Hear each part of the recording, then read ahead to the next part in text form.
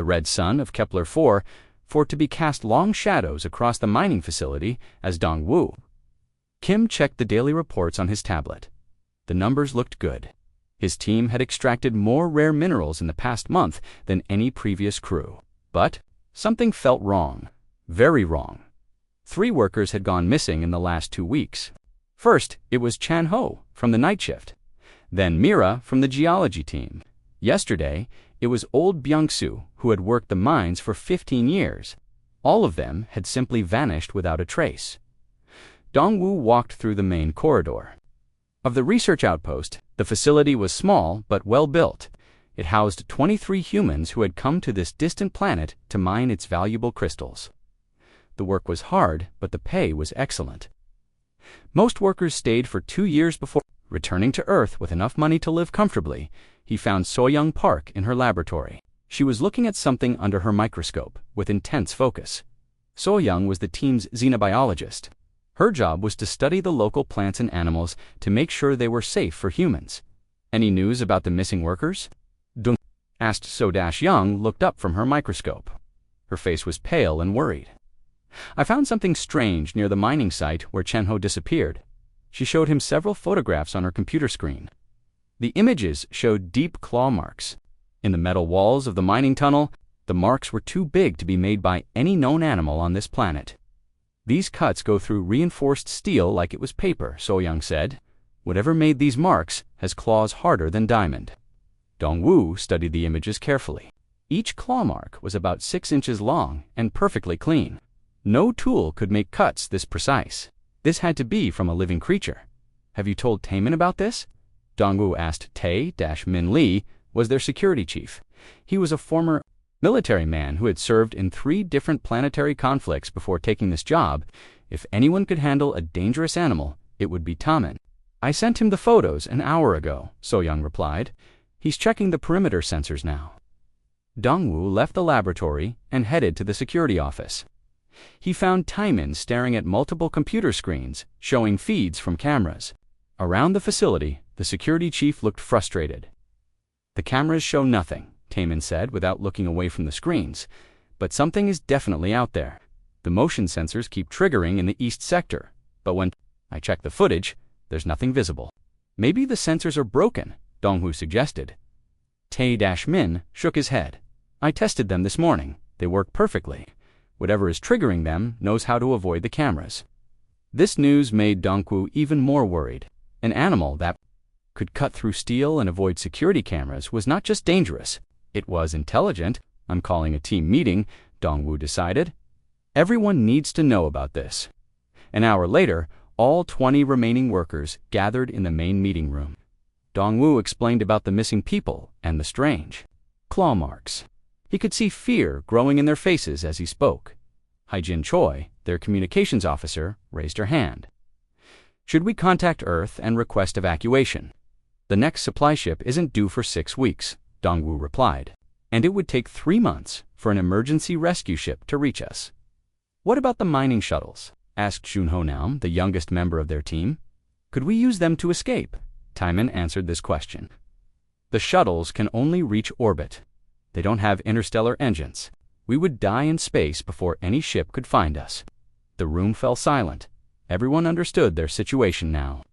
They were trapped on this planet with something that was hunting them. So what do we do? Someone asked from the back of the room. Dong-Wu looked around at his team. These were good people, miners, scientists, engineers, and technicians who had come here to do honest work. None of them had signed up to fight monsters. We stick together, he said firmly. No one goes anywhere alone. We work in groups of 3 or more. We keep our communicators on at all times, and we trust Taemin to keep us safe. After the meeting, Dongwu walked to the observation deck. Through the thick glass windows, he could see the alien landscape of Kepler-4, for to be. The planet had 2 moons and strange purple vegetation that glowed softly in the dim light. It was beautiful, but also hostile. So-young joined him at the window. I've been researching the planetary database, she said. This planet was surveyed 3 times before we arrived. Each survey team reported finding no large predators. Maybe they missed something, Dongwu suggested. Or maybe something new arrived after the surveys, So-young replied.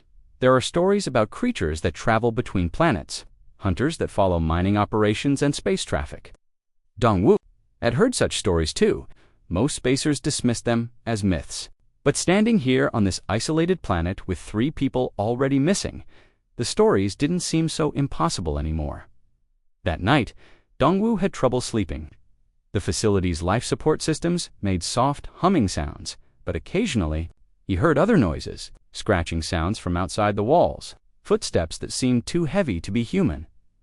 Around midnight, the lights in his room flickered. Then they went out completely. Emergency lighting kicked in, bathing everything in red light.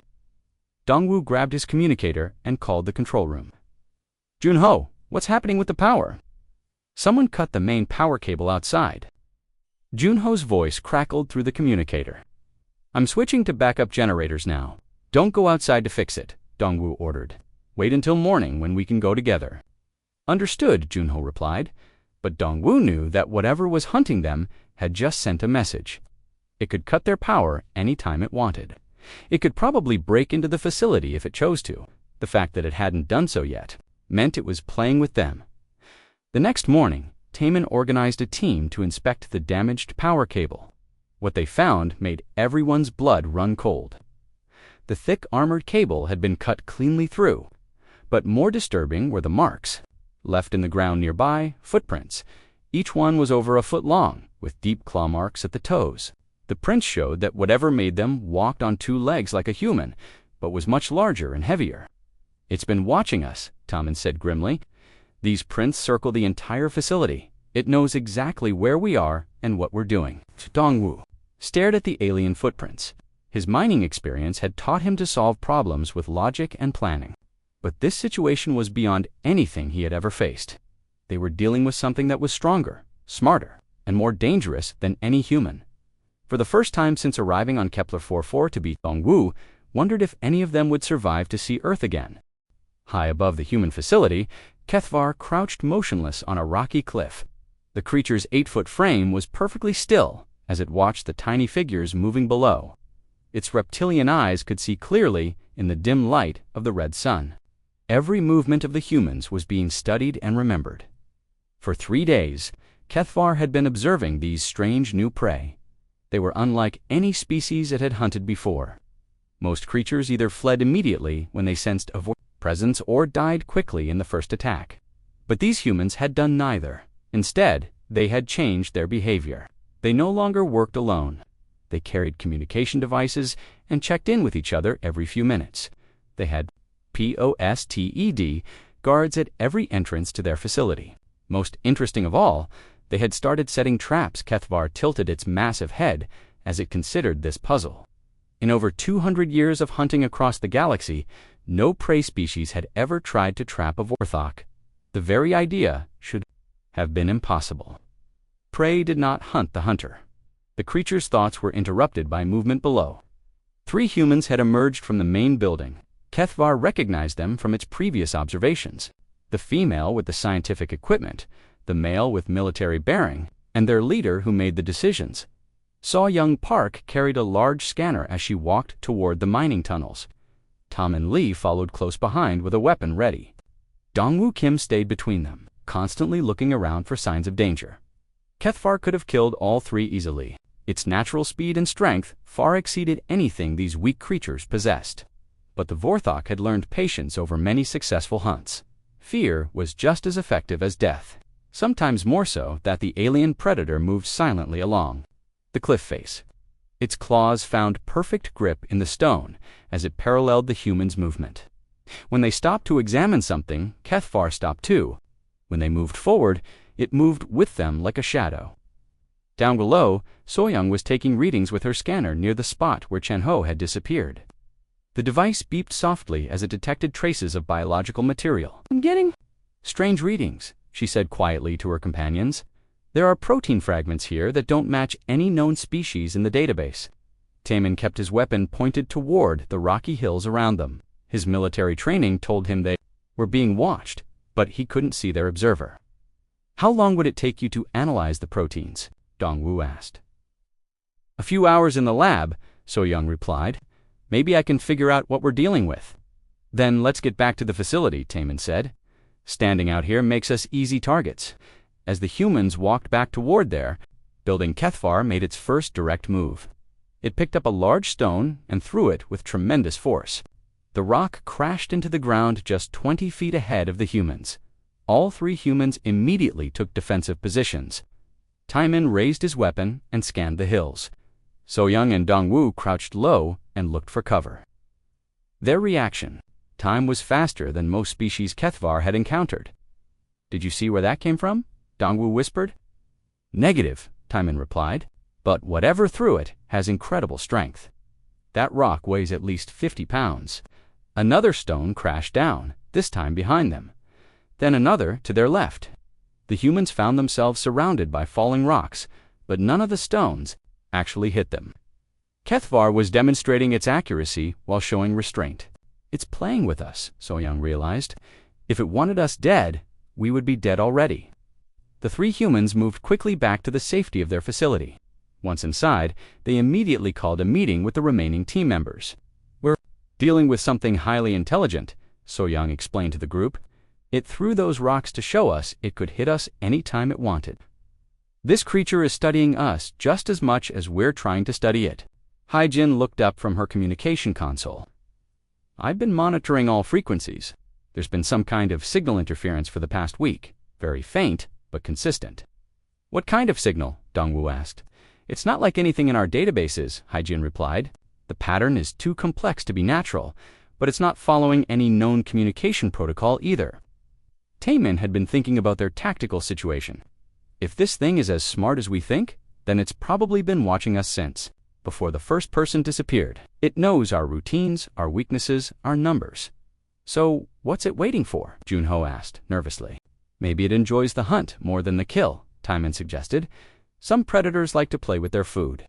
Over the next 2 days, Kethvar continued its psychological warfare.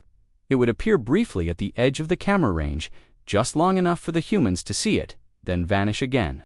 It left dead local animals arranged in strange patterns around the facility. Most unsettling of all, it began to mimic human voices. Late at night, workers would hear their names being called from outside the building. The voice would sound exactly like a missing colleague or a friend back on Earth.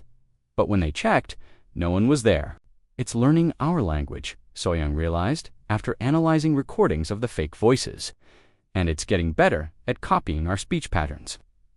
The creature also began testing the facility's defenses. It would approach the building from different angles, triggering motion sensors and alarms. Each time, the humans would respond with coordinated defensive positions. Kethvar was mapping their response patterns. On the 4th night, the predator made its first real attack on their supplies. It destroyed their main water recycling unit and contaminated their emergency water reserves. The damage was precise and calculated. The humans could survive, but now they would have to ration water carefully. It's trying to weaken us slowly, Dongwu explained to his team. Make us desperate and afraid before it makes its final move. But the humans did something that surprised Kethvar. Instead of panicking, they adapted. Taman organized repair teams that worked in shifts to fix the damaged equipment.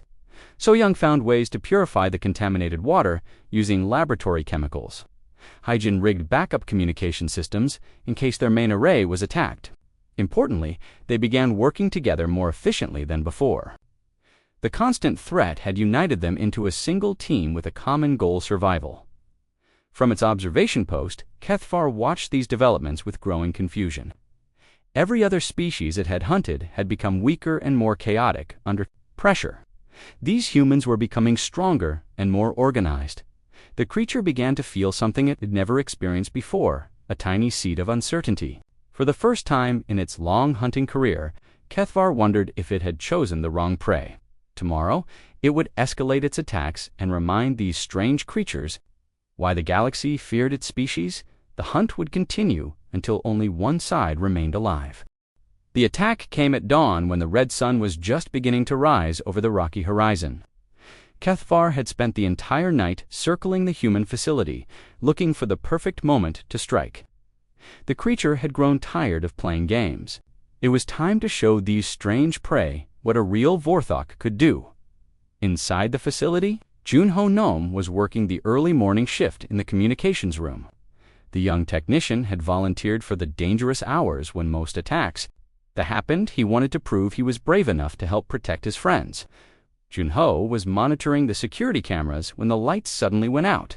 Emergency power kicked in a moment later, but in that brief darkness, something had changed. On the camera screens, he could see a massive shadow moving toward the main entrance. "Alert!" Junho shouted. Into his communicator, his voice echoed through the facility's speaker system, waking everyone instantly. Kethvar had torn through the reinforced steel door like it was made of paper. The creature's claws had cut through the metal in perfect lines, creating an opening just large enough for its massive body. Now it stood in the main hallway, its reptilian eyes glowing in the red emergency lighting. The alien predator was even more terrifying up close. Its dark green scales looked like natural armor. Its claws were longer than kitchen knives and gleamed like polished metal. When it opened its mouth, rows of razor-sharp teeth reflected the dim light. Dongwu was the first to reach the main corridor. He carried a mining laser, one of the most powerful tools they had. Behind him came Taemin with his military rifle, and Soyoung with a chemical sprayer from her laboratory. "Stay back!" Dongwu yelled to the others. "Don't let it corner you!" In its experience, prey either ran away screaming or froze in terror when confronted by a Vorthok. These humans were doing neither. They were standing their ground and preparing to fight. The creature let out a sound that was part roar and part hiss. The noise was so loud that it hurt human ears and made the metal walls vibrate. But instead of running away, Taemin immediately opened fire with his rifle. The bullets struck Kethvar's armored scales and bounced off harmlessly. The creature had expected this. Few weapons could penetrate Vorthok armor. But what it hadn't expected was Dongwu's quick thinking. As soon as Taemin's bullets proved ineffective, Dongwu fired his mining laser. The high-energy beam was designed to cut through solid rock. When it hit Kethvar's shoulder, the creature felt real pain for the first time in decades. The laser burned through the outer layer of scales and left a smoking wound on the predator's arm. Kethvar roared in surprise and anger. These tiny creatures had actually managed to hurt it. Soyoung followed up immediately with her chemical sprayer. The liquid was a mixture of acids and solvents from her laboratory. When it hit Kethvar's face, the creature's eyes began to burn and water. For a moment, the apex predator was blinded and confused. It had never encountered prey that could coordinate attacks so quickly. Most species fought desperately, but without any plan. These humans were working together like a military unit. Kethvar retreated a few steps, wiping the chemicals from its eyes. Its vision was blurry but clearing. The creature was learning that it had underestimated these humans badly. "Fall back to the communications room," Dongwu ordered. "We need to get to higher ground." The three humans retreated down the corridor, toward the communications center. Kethvar followed them, but more carefully now. It had learned to respect their weapons. In the communications room, Junho was still at his post. He was trying to send a distress signal to any passing ships, but the equipment was old and the nearest trade route was far away. "Did you get through to anyone?" Taemin asked as they entered the room. "I'm trying," Junho replied without looking. Away from his controls, but I need more time to boost the signal. Behind them, they could hear Kethvar's claws scraping against the metal floor as it approached. The creature was moving slowly and deliberately, like a cat stalking mice.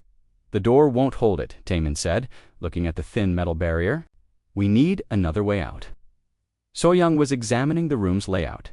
"There's a maintenance shaft that leads to the upper level. We could escape through there." "No," Junho said firmly.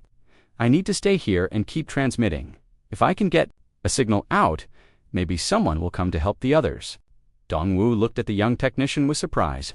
"Junho, that thing will kill you if you stay here." "I know," Junho replied. His hands were shaking, but his voice was steady. "But if I don't try, everyone else will die too. This is more important than just me." Before anyone could argue, Kethvar smashed through the door. The creature filled the doorway like a nightmare made real. Its eyes had cleared, and it was focused on the four humans trapped in the small room. "Go!" Junho shouted. "I'll hold it off." The young man grabbed a plasma torch from the repair kit and ignited it. The tool wasn't designed as a weapon. but it created a bright flame that made Kethvar hesitate for a moment. Tae-Min, Dongwoo, and So-young reluctantly climbed into the maintenance shaft. As they crawled through the narrow space, they could hear the sounds of fighting below. Junhoo was shouting at the creature, trying to distract it, while he continued working at the communications console, broadcasting on all frequencies. They heard him yell, "This is human mining facility, Kepler 4, for to be. We are under attack by an unknown predator. Anyone receiving this message, please relay to Earth Command." The sounds of the fight grew more intense. They heard metal being torn and equipment being smashed. Junho cried out in pain, but his voice didn't stop. He kept broadcasting his message, even as the creature attacked him. Warning to all human colonies. Junho's voice was getting weaker, but still clear. Large predator species active in this sector. Extremely dangerous. Avoid this system. Then there was a terrible sound of breaking equipment and a final scream. The communications room fell silent, but Junho's sacrifice had given the others time to escape. More importantly, his message had been received by a cargo ship 3 light-years away. The ship's crew immediately relayed the warning to other vessels and began plotting a course to investigate. As they crawled through the maintenance shaft, Dongwoo felt a mix of grief and amazement. Junho had been just a kid, barely 20 years old, but when the moment came, he had chosen to die fighting rather than abandon his friends. This was something Kethvar could not understand. The creature had expected the humans to panic and scatter when it made its real attack. Instead, one of them had deliberately sacrificed himself to help the others. Down in the ruined communications room, Kethvar stood over the destroyed equipment. The young human had fought bravely, but his primitive weapons were no match for Vorthok's strength. The predator had won this battle easily, but as Kethvar examined the scene, it noticed something strange. The human had kept fighting, even when it was clear he would die. He had continued operating the communications equipment until his very last breath. This behavior made no sense to the alien hunter. In Vorthok culture, survival was the only goal. That mattered. A creature that could not save itself was weak and deserved to die. But this young human had chosen certain death to help others who were not even related to him for the first time in its long life. Kethvar felt a small spark of uncertainty. These humans were not behaving like any prey it had ever encountered. They were unpredictable, dangerous, and apparently willing to die for reasons the predator could not comprehend. The creature looked at the damage to its own body. The laser burn on its shoulder was still painful, and its eyes were red from the chemicals. In over 2 centuries of hunting, no prey had ever managed to injure it before today. As Kethvar left the communications room to hunt the remaining humans, it carried with it the first seeds of doubt. Maybe these creatures were more dangerous than they appeared. Maybe this hunt would not be as easy as all the others. But Vorthok were apex predators, and apex predators did not retreat. The hunt would continue until only one side remained alive. The 3 surviving humans crawled through the maintenance tunnels for what felt like hours. Behind them, they could hear Kethvar moving through the facility searching for their trail. Dongwoo led the way through the cramped space. His mining experience had taught him how to navigate tight underground passages. Behind him, So-young carried her sample cases and scientific equipment. Taemin brought up the rear. Constantly listening for sounds of pursuit, they finally emerged in the upper-level storage room. The space was filled with supply crates and equipment that had been shipped from Earth. It felt like a small piece of home in this alien world. "We need to find a place to make our stand," Taemin said quietly. "That thing will find us eventually." So-young was already unpacking her equipment. "First, let me analyze those tissue samples I collected. If I can understand its biology, maybe I can find a weakness." While So-young worked with her microscope and computers, Dongwoo and Taemin tried to contact the outside world. The main communications array was destroyed, but there were backup systems throughout the facility. "I'm getting something," Dongwoo said, adjusting the small radio unit. "Very faint, but it sounds like a ship." It was the crew of a cargo vessel that had received Junho's final transmission. "This is cargo ship Bright Star responding to distress call." The voice crackled through the speaker. "We are changing course to your position. Time 72 hours. Repeat, help is coming in 3 days." They had to survive 3 more days against a creature that had already killed most of their team. At least Junho's message got through, Taemin said grimly. Dongwu felt a strange mix of sadness and pride. The young technician had saved them all with his sacrifice. Even in death, Junho was still helping. His friends? "I've got something," So-young announced from her workstation. She was looking at tissue samples under high magnification. This creature has an unusual nervous system. Its neural pathways are incredibly fast, which explains its quick reflexes. But there's something else. She pointed to the computer screen, showing a complex diagram of nerve cells. "See these clusters here? They're processing centers for sensory information, but they're all connected to a single main pathway." "What does that mean?" Dongwu asked. "It means if we could disrupt that main pathway, we might be able to confuse its senses, make it blind or deaf or both." Taemin leaned in to look at the data. "How would we do that?" "Sound waves," So-young explained, "specific frequencies that would interfere with its neural signals. I think I can build a device using parts from the mining equipment." While So-young worked on her sonic weapon, Dongwu tried to understand their enemy better. He had spent his whole life solving problems by thinking them through logically. "It's been hunting us for over a week," he said to Taemin, "but it could have killed us all on the first day. If it wanted to, why is it taking so long?" "Maybe it enjoys the hunt," Taemin suggested. "Some predators like to play with their food. Or maybe it's learning," Dongwu realized.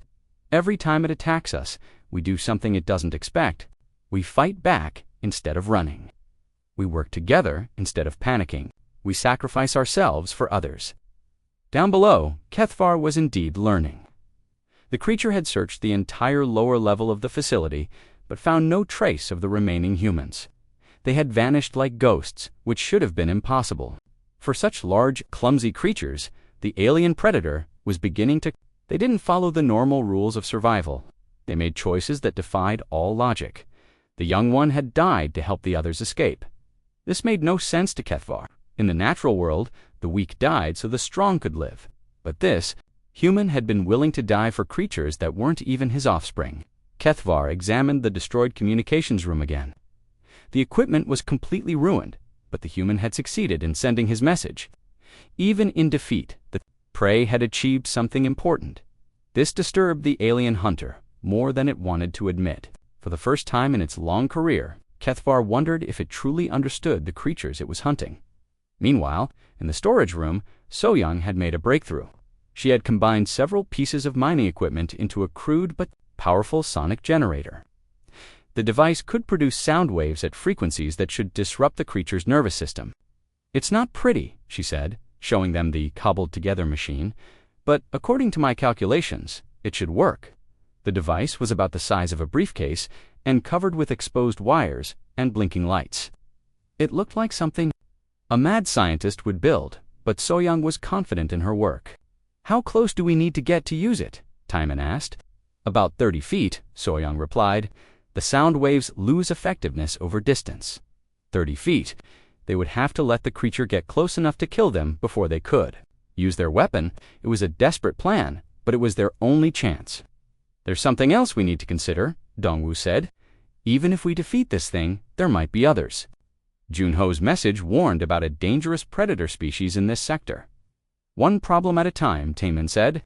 "First, we survive the next 3 days. Then we worry about the rest of the galaxy." That night, they took turns keeping watch while the others rested. The facility was quiet, except for the constant hum of life support systems. But occasionally, they heard other sounds. The creature was still searching for them. During his watch, Dongwu thought about their situation. 3 humans against an apex predator that had never been defeated. The odds were terrible, but somehow he felt hopeful. They had already accomplished something no other species had managed. They had hurt the creature, they had forced it to retreat. They had survived longer than any of its previous prey. Most importantly, they had sent a warning to other humans. Even if they died here, other colonies would know about the danger. So-young had worked for hours to build their sonic weapon, pushing herself to the edge of exhaustion. Taemin had volunteered for the most dangerous assignments without hesitation. Junho had died to save them all. These were ordinary people who had done extraordinary things when faced with impossible circumstances. They weren't soldiers or heroes. They were miners and scientists who had found courage they didn't know they possessed. In the darkness below, Kethvar continued its search.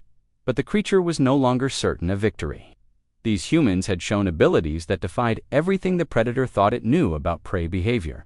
The apex predator was about to learn that sometimes the most dangerous enemy is the one that... The second day brought a new horror. Kethvar had found the bodies of the missing workers and arranged them in a circle around the facility's main entrance. Each body had been positioned carefully, almost respectfully, but the message was clear. This was what happened to humans who tried to resist. From their hiding place in the storage room, the 3 survivors could see the grim display through the security cameras. The sight should have broken their spirits and sent them into despair. Instead, it made them angry. "Look what it did to them," So-young whispered, her hands clenched into fists. "Chanho, Mira, Byung-soo. They didn't deserve this." Taemin studied the arrangement with a military eye. "It's trying to intimidate us, make us too afraid to think clearly." "It's not working," Dongwoo said firmly. "If anything, this makes me more determined to stop this thing." Kethvar watched from the shadows, waiting for the psychological impact of its display. In every previous hunt, showing the prey the fate of their companions had caused immediate surrender or complete panic. The remaining victims would either throw themselves at the predator in hopeless rage or hide in terror until they starved. But these humans did neither. Through its enhanced hearing, Kethvar could detect their conversations from inside the building. Instead of despair, their voices carried determination and anger. They were planning, organizing, preparing for another fight. This was unprecedented.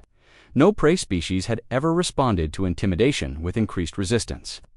The concept was foreign to everything Kethvar understood about the natural order. The alien predator began to pace restlessly around the facility. For the first time in its long hunting career, it was experiencing something it had never felt before: uncertainty.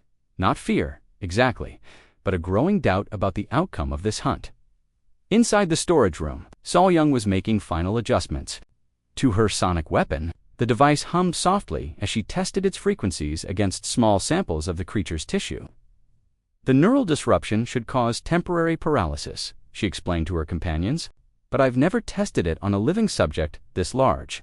I don't know how long the effect will last." "How long do you think we'll have?" Dongwoo asked. "Maybe a few minutes, maybe less." Taemin was checking his remaining ammunition. "A few minutes should be enough. If we can disable it temporarily, we can finish it with conventional weapons." "There's something else we need to consider," Dongwoo said. "What if there are more of these creatures? What if this is just the scout for a larger group?" So-young had been thinking about the same thing. "From what I can tell, this species is solitary. They probably don't hunt in groups. But if we kill this one, others might come to investigate." "Then we need to make sure we're ready for them," Taemin said. "The cargo ship arrives tomorrow. We can get off this planet and warn the authorities." That evening, Kethvar made its next move. Instead of another direct attack, it began using psychological warfare. The creature had learned to mimic human voices perfectly, and now it used this ability to torment the survivors. "Dongwoo," came a voice from outside the building. It sounded exactly like Junho. "Please help me. I'm hurt, but I'm still alive. Please come find me." The voice was so perfect that for a moment, Dongwoo actually believed his young friend might have survived. Then logic reasserted itself. They had seen Junho die. This was the creature trying to lure them outside.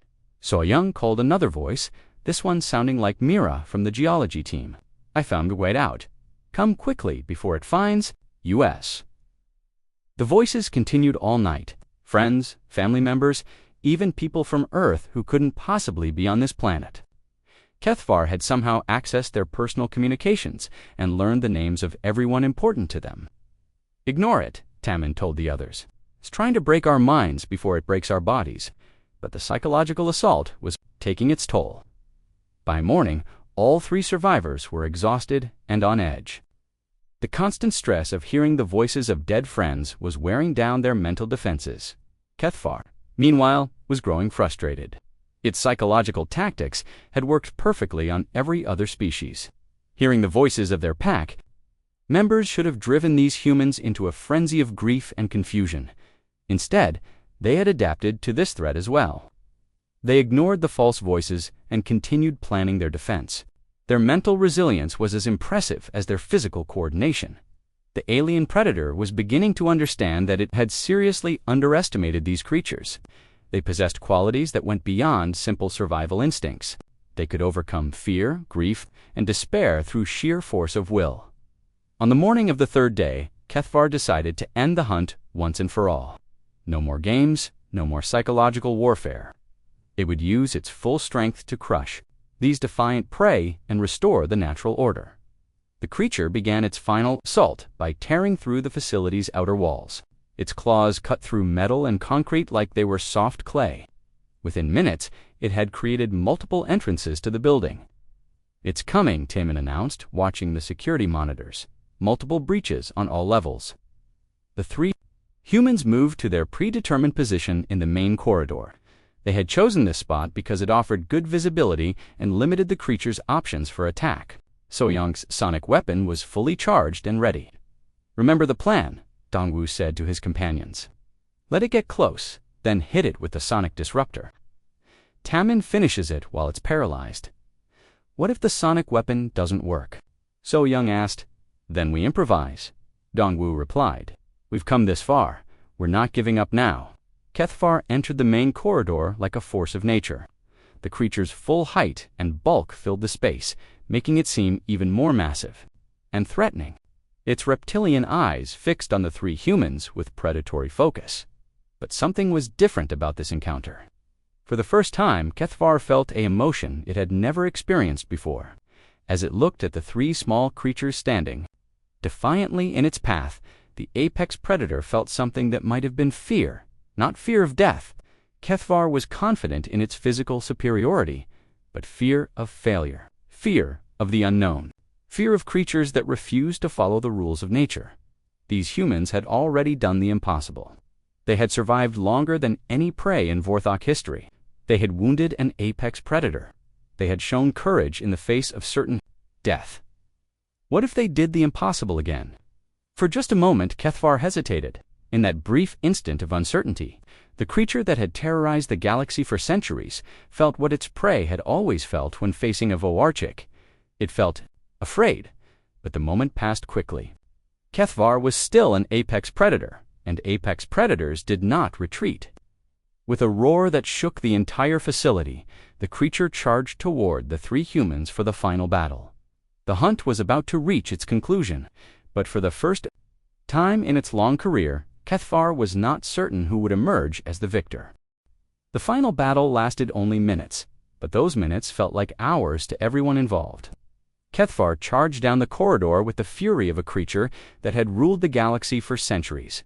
Its massive claws scraped sparks from the metal walls as it closed the distance to the three humans. Dong-Wu stood in the center of the group, holding So-young's sonic weapon. The device was heavier than he had expected, and his hands were shaking from exhaustion and fear. But his voice was steady when he spoke. "Wait for it," he told his companions. "Let it get close enough. 20 feet, 15 feet, 10 feet." Was moving faster than anything that large should have been able to move. Its reptilian eyes were fixed on Dongwu with murderous intent at 8 feet. Dongwu triggered the sonic disruptor.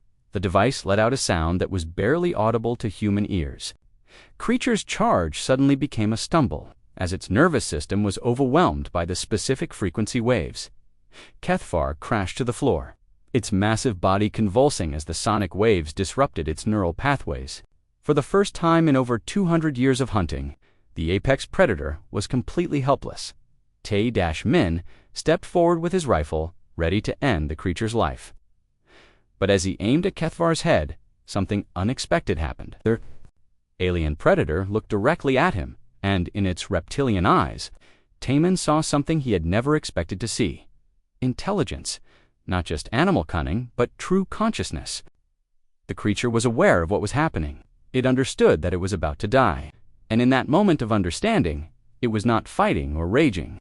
It was simply watching, waiting to see what these strange humans would do. Said quietly, "Don't kill it yet." Taman kept his weapon trained on the paralyzed creature, but didn't fire. Why not? "This thing murdered our friends." "Because we might learn something," So-young replied.